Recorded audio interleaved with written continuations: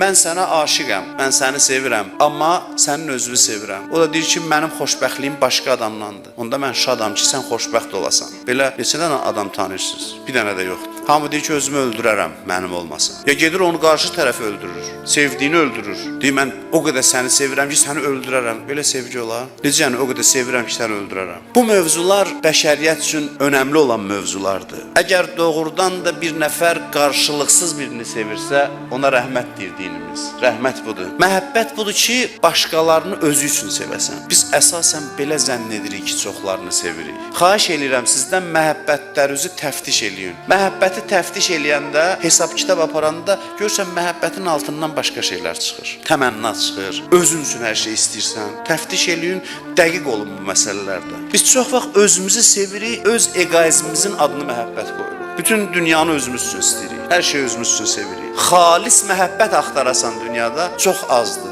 xalis məhəbbət. Bizim şairlərimiz bu məhəbbəti vəsf eləyiblər. Ona görə əsərləri ölməzdir.